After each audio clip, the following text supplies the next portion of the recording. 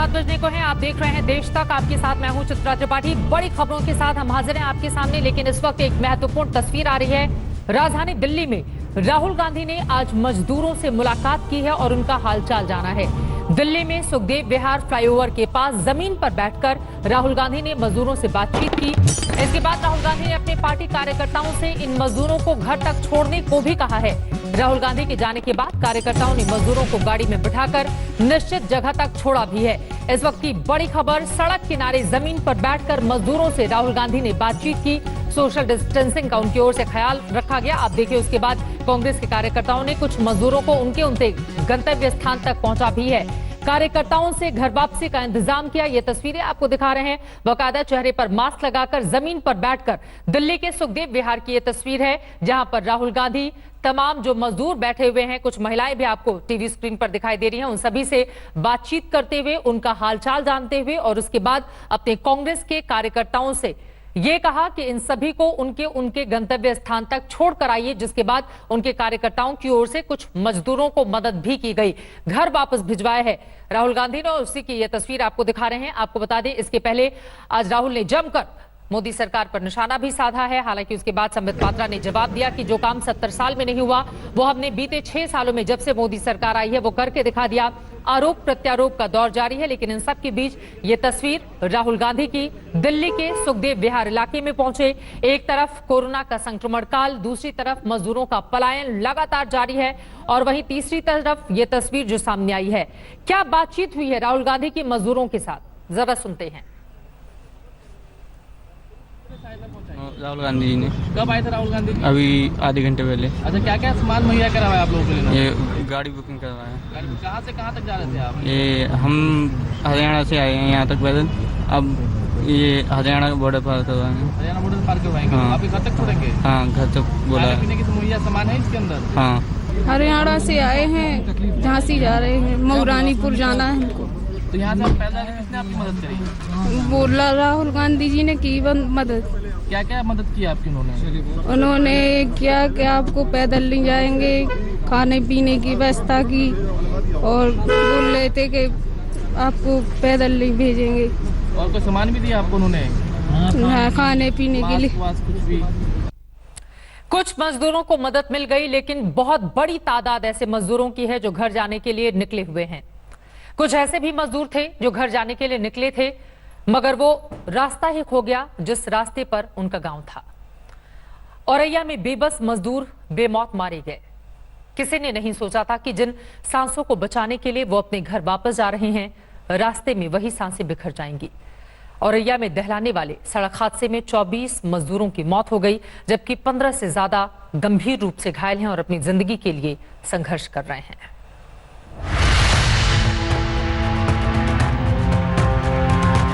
Truck ये लगा आगे साइड में और डीसीएम आई सर, तेजी से थी और ट्रक में जाके टकरा दी। जयपुर से बनारस जा रहे हैं। एक गाड़ी आई इन लोगों की, वो आई और हम लोग की गाड़ी में टक्कर मार के चली गई।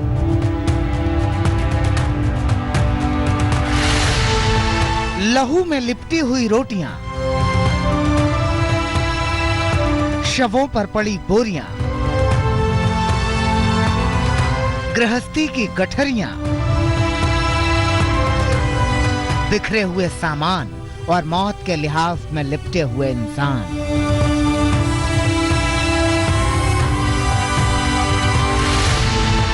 किसने सोचा था कि वो रास्ता ही खो जाएगा जो गांव की ओर ले जाता है? किसने सोचा था कि गांव पहुंचकर जिंदा बच जाने की जद्दोजहद हलक से खींच लेगी सांसें? जिगर छलनी हो जाता है इन तस्वीरों को देखकर। औरैया की तस्वीरें हैं ये। सुबह होने वाली थी, वक्त करीब 3 बजे के आसपास का। इसी ढाबे पर करीब 60 से 70 लोग इस ट्रक में सवार थे। ट्रक का ड्राइवर ढाबे पर कुछ खाने पीने उतरा था। इधर से दिल्ली से झारखंड और बिहार के लिए निकली मजदूरों से भरी एक डीसीएम अनियंत्रित होकर ट्रक से टकराई। एक भयानक आवाज हुई और चीख पुकार मच गई।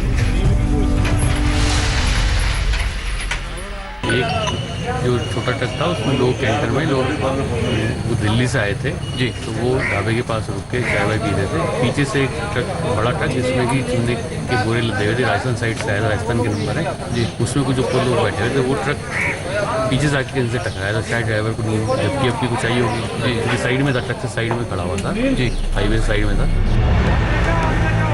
ट्रक और डीसीएम दोनों में मजदूर थे, एक में चूने की बोरियां भी थी, सामान और शव दोनों साथ साथ बिखर गए।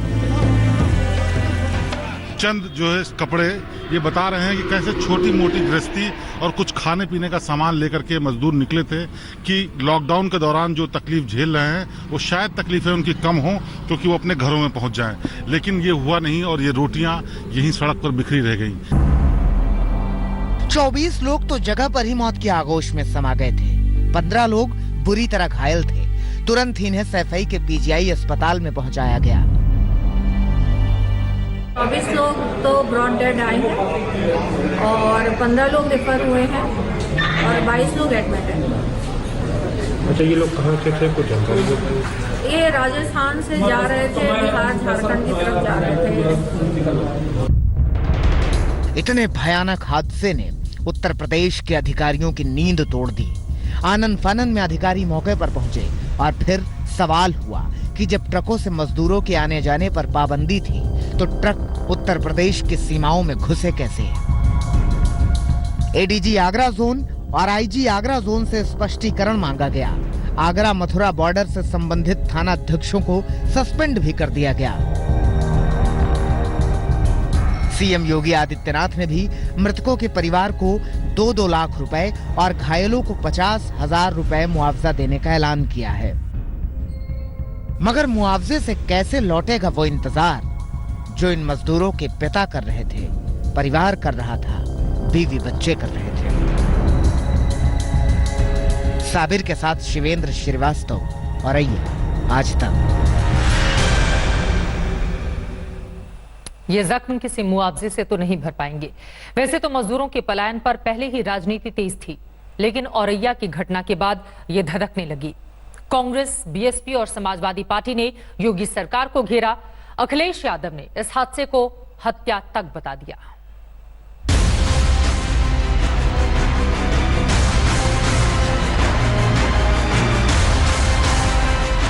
लंबी और वीरान सड़क पर मजदूरों की बेबसी की ये तस्वीर हमारे खोखले सिस्टम का सबसे ताजा सबूत है।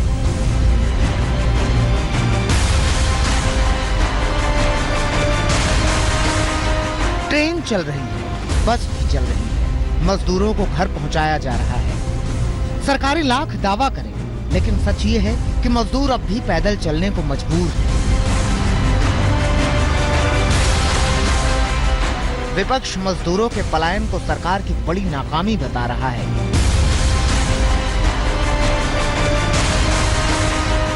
औरैया के हादसे के बाद हर तरफ से आवाज उठी। बीएसपी सुप्रीमो मायावती ने मुख्यमंत्री को घेरा। बहुत बड़ा ये हादसा हुआ उत्तर प्रदेश में, तो लेकिन अधिकारी लोग अपनी जिम्मेवारी को ऐसा लगता है वो निभा नहीं रहे हैं। तो यूपी के सीएम से मेरा यही कहना है कि जिन अधिकारियों ने अपनी जिम्मेवारी को बराबर नहीं निभाया है तो उनके खिलाफ सख्त कार्रवाई करें। अखिलेश यादव ने ट्वीट कर सरकार पर निशाना साधा, हादसे को हत्या बताया। उत्तर प्रदेश के औरैया में सड़क हादसे में 24 से भी अधिक गरीब प्रवासी मजदूरों की मौत पर अवर्णनीय दुख, घायलों के लिए दुआएं। सब कुछ जानकर, सब कुछ देखकर भी मौन धारण करने वाले हृदयहीन लोग और उनके समर्थक देखें कब तक इस उपेक्षा को उचित ठहराते हैं। ऐसे हादसे मृत्यु नहीं, हत्या है। उत्तर प्रदेश की प्रभारी कांग्रेस महासचिव प्रियंका गांधी वाड्रा ने भी सरकार को कटघरे में खड़ा करते हुए लिखा। औरैया की हृदय विदारक घटना ने एक बार फिर ये प्रश्न उपस्थित कर दिया है कि आखिर सरकार क्या सोचकर इन मजदूरों के घर जाने की समुचित व्यवस्था नहीं कर रही।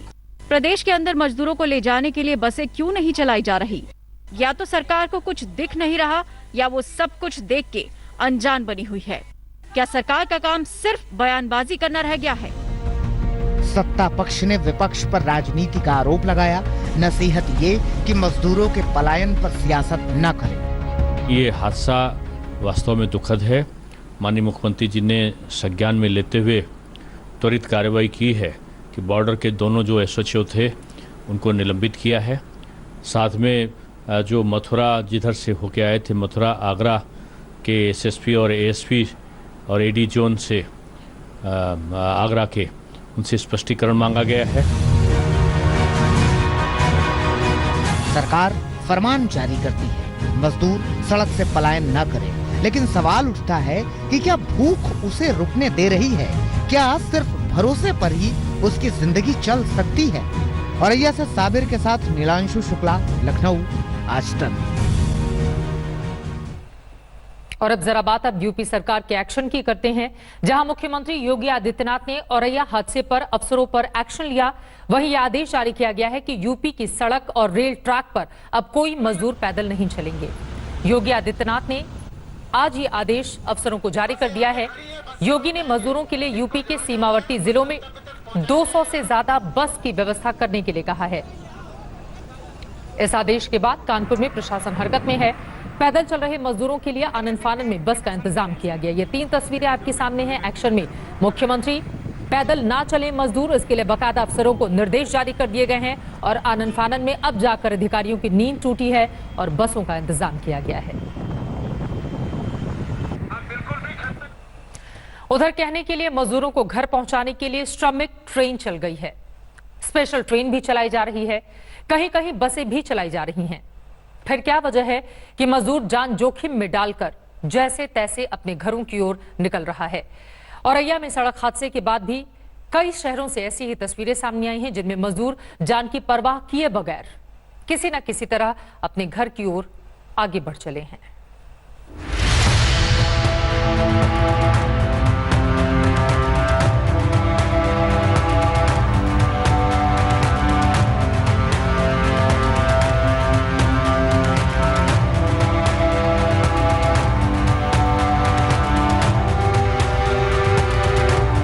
मजदूर घर जाने के लिए बेताब हैं। वो पहुंचना चाहते हैं अपने गांव किसी भी कीमत पर। उसे नहीं मालूम कि वो हादसे का शिकार होगा या रास्ते में उसे रोक लिया जाएगा, मगर आंखों में आकाश भर उम्मीद समेटे चल पड़ा है मजदूर। लेकिन इन तस्वीरों को देखने के बाद इतना तो कहा जा सकता है कि सरकारें किसी तरह का कोई सबक लेना नहीं चाहती। देखिए ना, अलग अलग जगहों से ट्रकों में ऐसे ही सवार होकर निकल रहे मजदूर। ये तस्वीरें जयपुर अजमेर के बीच नेशनल हाईवे की है। फिलहाल इस पूरे ट्रक में जो है वो सिर्फ और सिर्फ मजदूर जा रहे हैं, लगातार अपने घरों की ओर जा रहे हैं, क्योंकि लॉकडाउन के चलते जिंदगी ठप पड़ गई, कमाई का जरिया बंद हो गया, रोजगार रहा नहीं, खाने की दिक्कत हो गई, सरकारों ने मदद नहीं की और इसीलिए बेहाल मजबूर मजदूर आज अपने गांव जाने के लिए विवश है। ऐसी ही तस्वीरें भोपाल से भी आई हैं। देखिए, ट्रकों में सवार होकर निकले मजदूर किसी भी हाल में, किसी भी हालत में इन्हें सिर्फ घर पहुंचना है। बड़वानी में भी मजदूर जान जोखिम में डालकर सफर कर रहे हैं। मजदूरों की माने तो उन्हें घर पहुंचाने के लिए ट्रक वाले उनसे 3000 से 3500 रुपए वसूल रहे हैं। मतलब जान के संकट के साथ साथ पैसा भी खर्च हो रहा है, मगर ये गारंटी नहीं कि ये सही सलामत घर पहुंच ही जाएंगे। इधर मजदूर जैसे तैसे घर पहुंचना चाहते हैं, उधर सरकारें भी चाहती हैं कि मजदूर सही सलामत घर पहुंच जाए। इसी कड़ी में गौतम बुद्ध नगर से बिहार के लिए आज पहली श्रमिक एक्सप्रेस चली। गौतम बुद्ध नगर में रहने वाले 6000 श्रमिकों को बिहार ले जाने के लिए आज 4 ट्रेनों की व्यवस्था की गई है। पहली ट्रेन गौतम बुद्ध नगर के दादरी स्टेशन से चलने के लिए यहाँ पर तैयार है और आप देख सकते हैं कि इसमें 1500 यात्रियों को बाकायदा लेकर के यहाँ पर जा रहे हैं और सभी यात्रियों को सोशल डिस्टेंसिंग का पालन करने के लिए कहा गया है। मुरादाबाद से भी आज बिहार के लिए पहली श्रमिक एक्सप्रेस चली। जिन्हें श्रमिक एक्सप्रेस में जगह मिली, उन मजदूरों के चेहरे पर इसकी खुशी साफ तौर पर देखी जा सकती है। कोरोना का संकट बड़ा है, मगर मजदूरों को कोरोना से ज्यादा डर भूख से मर जाने का है। इसलिए मजदूर बगैर जान की परवाह किए अपने घरों की ओर निकल पड़े हैं। नोएडा से पुनीत शर्मा के साथ आज तक ब्यूरो। जिसे जो भी साधन मिला वो निकल पड़ा और जिसे कुछ नहीं मिला वो पैदल ही चल पड़ा। देश के अलग अलग हिस्सों से मजदूरों की ऐसी ही तस्वीरें सामने आ रही हैं। आगे बढ़ते हुए आपने अलग अलग तरह के तमाम खत पढ़े होंगे, चिट्ठियों को लेकर तरह तरह की कहानियां सुनी होंगी। मगर राजस्थान के भरतपुर में एक मजबूर मजदूर ने जो चिट्ठी लिखी है, उस चिट्ठी को अगर आप पढ़ेंगे तो दिल पसीज जाएगा। 51 शब्दों की चिट्ठी में मजदूर ने वो लिख दिया जो मजबूरी का जिंदा दस्तावेज बन गया है। ऐसा खत कभी किसी ने कभी किसी को नहीं लिखा होगा। 51 शब्दों की इस चिट्ठी में एक मजदूर का दर्द है, उसकी बेबसी है, उसकी तकलीफ है, उसकी टीस है, अपने बेटे को बचाने के लिए बाप की मजबूरी है और चोरी जैसे शब्द के लिए बहुत बड़ा अपराध बोध। कहने के लिए कहा जा सकता है कि यह सिर्फ एक चिट्ठी है, लेकिन यह चिट्ठी मजदूर के मजबूर हो जाने का जिंदा दस्तावेज है। यह चिट्ठी सरकारों को उनकी असलियत दिखाने वाला एक बहुत बड़ा आईना है। गलत कहते हैं लोग कि भावनाओं का भूचाल कागज पर नहीं उकेरा जा सकता। बरेली के मजदूर ने दिल निचोड़ के रख दिया है, जिसे पढ़ते हुए सांसें भीग जाएंगी। पढ़िए इस चिट्ठी को और सोचिए कि ऐसे भी होते हैं मजदूर, ऐसे भी होते हैं मजबूर। नमस्ते जी, मैं आपकी साइकिल लेकर जा रहा हूँ। हो सके तो मुझे माफ कर देना, क्योंकि मेरे पास कोई साधन नहीं है। अतः मेरा एक बच्चा है जो विकलांग है, चल नहीं सकता, इसलिए उसके लिए मुझे ऐसा करना पड़ा है और हमें बरेली तक जाना है। आपका मजबूर व मजदूर। बरेली के मोहम्मद इकबाल भरतपुर में काम करते थे। बेटा दिव्यांग था, चल फिर नहीं सकता था। मोहम्मद इकबाल घर जाना चाहते थे, लेकिन कोई साधन नहीं था। मोहम्मद इकबाल मजबूर थे और वो इसी भरतपुर मथुरा मार्ग पर स्थित सहनावली गांव के साहब सिंह की साइकिल अपने साथ ले गए, लाचार बेटे को घर पहुंचाने के लिए। मगर जाते जाते उन्होंने जो लिखा, उसने साइकिल के मालिक को भी भावुक कर दिया। बेबसी और मजबूरी के ये वो किस्से हैं जो हर दौर में, हर जगह जब भी लिखे, पढ़े या सुने सुनाए जाएंगे तो दर्द से दोहरा करेंगे। सुरेश फौजदार, भरतपुर, आज तक। फर्ज, दर्द और परेशानी की दास्तान है ये 51 शब्दों की चिट्ठी। आगे बढ़ते हुए बात अब राहत पैकेज की चौथे किश्त की करते हैं। वित्त मंत्री निर्मला सीतारमण आज शनिवार को एक बार फिर से प्रेस कॉन्फ्रेंस कर राहत पैकेज की अगली किश्त उनकी ओर से जारी की गई है। कौन कौन से महत्वपूर्ण ऐलान आज वित्त मंत्री की ओर से किए गए हैं, क्योंकि आज चौथा दिन रहा और बीते 3 दिनों से कल तक हमने देखा था कि किस तरह से लगातार अलग अलग सेक्टर्स को राहत पहुंचाने की उनकी कोशिश, उनकी कवायद जारी थी। लेकिन आज कौन से बड़े ऐलान किए गए हैं, उसके बारे में एक एक करके आपको जानकारी दे देते हैं। देखिए, चौथे किस्त में कोयला क्षेत्र में निजी भागीदारी की ये सबसे बड़ी खबर निकलकर आज सामने आई है। कोयला क्षेत्र में निजी भागीदारी को मंजूरी दे दी गई है। 500 माइनिंग ब्लॉक की नीलामी बाकायदा की जाएगी और इसके लिए पूरा प्लान तैयार कर लिया गया है। कोयला क्षेत्र को 50,000 करोड़ दिए जाएंगे। ये बड़ा पैकेज रक्षा उत्पादन में, वहीं मेक इन इंडिया पर जोर दिए जाने की कोशिश, इसका जिक्र भी किया वित्त मंत्री ने। कहा 3 साल पहले ही इसको हम लेकर आए थे। रक्षा उत्पादन में एफडीआई सीमा 49% से बढ़ाकर अब 74% कर दी गई है। वहीं 6 एयरपोर्ट की नीलामी की जाएगी, इसके बारे में भी विस्तार से जानकारी दी गई है। पीपीपी मॉडल से 6 एयरपोर्ट विकसित किए जाएंगे। अंतरिक्ष क्षेत्र में निजी क्षेत्र को मौका मिलेगा। निजी क्षेत्र में इसरो की सुविधा का इस्तेमाल किया जा सकेगा। सामाजिक बुनियादी ढांचे के लिए 8,100 यानी कि 8100 करोड़ का ऐलान किया गया है। और ये तमाम वो बड़ी खबर जिसके बारे में हमने आपको जानकारी दी है, एक एक करके उनकी ओर से इसके बारे में विस्तार से बताया गया है। और अब आगे बढ़ते हुए ये हम आपको केस दिखा रहे थे कि कैसे कोरोना के अलग अलग मामले सामने आ रहे हैं। हमारे जो अर्धसैनिक बल हैं उनको लेकर जो बड़ी जानकारी है वो आप तक पहुंचाएंगे। लेकिन आज वित्त मंत्री निर्मला सीतारमण की ओर से चौथे दिन प्रेस कॉन्फ्रेंस में और क्या कुछ कहा गया है, सुनाते हैं आपको। कोयले वाले में पहले पार्शली एक्सप्लोर्ड ब्लॉक्स, इनकी भी ऑक्शन करने की ऑप्शन दी जाएगी ताकि उसकी एक्सप्लोरेशन भी हो सके और उसकी प्रोडक्शन से भी उसका लाभ लिया जा सके। इसमें प्राइवेट सेक्टर की पार्टिसिपेशन को बड़ा बल मिलेगा और इससे इस क्षेत्र को बढ़ावा मिलेगा। जहां एफडीआई लिमिट है डिफेंस मैन्युफैक्चरिंग के क्षेत्र में, वो स्वचालित प्रत्यक्ष विदेशी निवेश के लिए 49% से बढ़ाकर 74% कर दी जाएगी। यानी कि automatic defence route, automatic FDI का जो रूट है उसके लिए 49% से 74% उसको कर दिया जाएगा लिमिट को। वित्त राज्य मंत्री अनुराग ठाकुर को आप सुन रहे थे। वित्त मंत्री ने अंग्रेजी में अपनी बातें रखी, वित्त राज्य मंत्री ने हिंदी में, और इस तरह से देश को समझाने की कोशिश। चौथे किस्त को लेकर क्या बड़े ऐलान किए गए हैं वो आपने सुन लिया। वहीं सरकार के राहत पैकेज पर कांग्रेस सांसद राहुल गांधी ने सवाल उठा दिए हैं। राहुल ने कहा है कि ये पैकेज राहत की जगह कर्ज देने जैसा है जिसकी वसूली भी होगी। उन्होंने सरकार पर साहूकार की तरह पेश आने का आरोप लगाया है।